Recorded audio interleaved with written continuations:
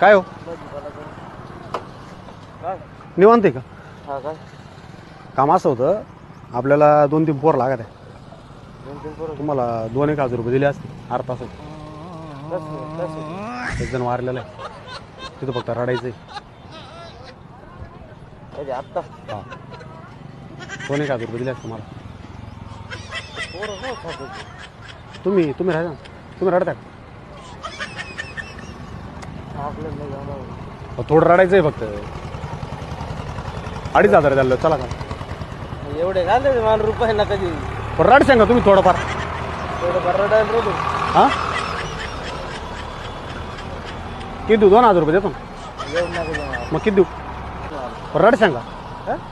मला काय 400 रुपये रड सांगा. थोडं रडून दाखवता का?